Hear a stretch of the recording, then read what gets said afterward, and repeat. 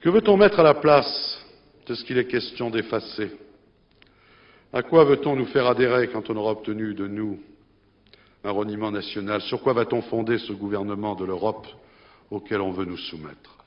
Sur la conscience européenne? C'est vrai que cette conscience existe. Il y a même quelque chose comme une civilisation européenne au confluent de la volonté prométhéenne, de la chrétienté et de la liberté de l'esprit. Bien sûr, nous autres Européens avons un patrimoine et toutes sortes de similitudes, mais cela ne suffit pas pour forger un État. S'il y a une conscience européenne, c'est un peu comme il y a une conscience universelle. Elle est de l'ordre du concept et n'a à voir ni avec l'âme du peuple, ni avec la solidarité charnelle de la nation. La nation française est une expérience multiséculaire. La conscience européenne est une idée et qui ne s'arrête pas d'ailleurs aux frontières de la communauté. Et l'on ne bâtit pas un État légitime sur une idée abstraite, encore moins sur une volonté technocratique. Ainsi, l'État fédéral européen manquerait de fondements réels et de justifications profondes.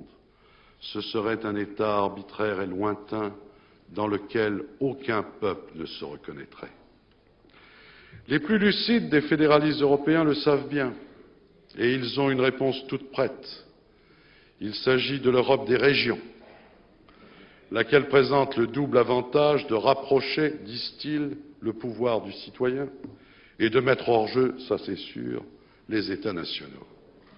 Seulement voilà, ce fédéralisme régionaliste signifierait à coup sûr la fin de notre République.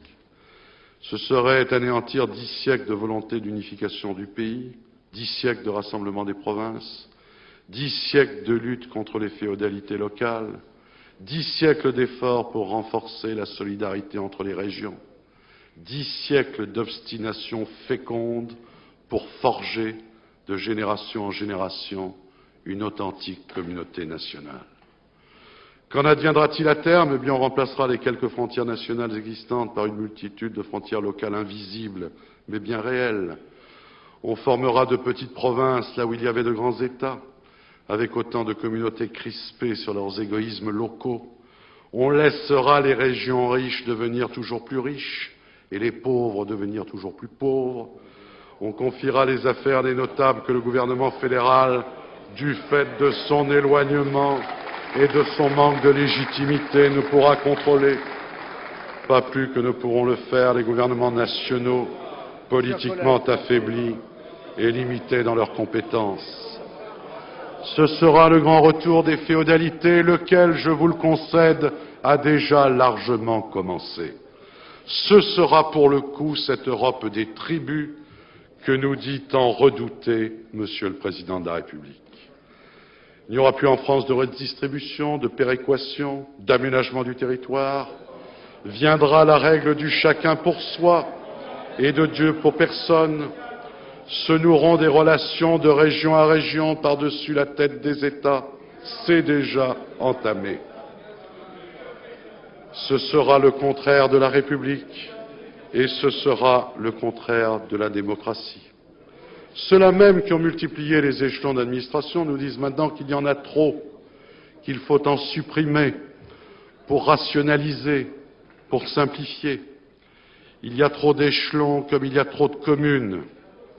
Et même s'il n'y a pas de calcul, s'il n'y a pas de préméditation, même si M. Delors est probablement sincère quand il déclare qu'il ne veut pas faire disparaître les nations, l'engrenage qui se met en place est tel qu'au bout du compte, ce n'est pas le choix entre le département et la région qui s'imposera dans la multiplicité des échelons du pouvoir, mais c'est l'escamotage de l'État-nation qui se décidera.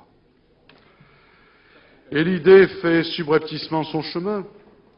Déjà, les régions traitent directement avec Bruxelles pour quémander des subsides.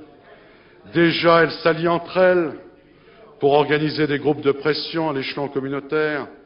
Déjà voient le jour des politiques régionales qui ne tiennent plus aucun compte des impératifs nationaux.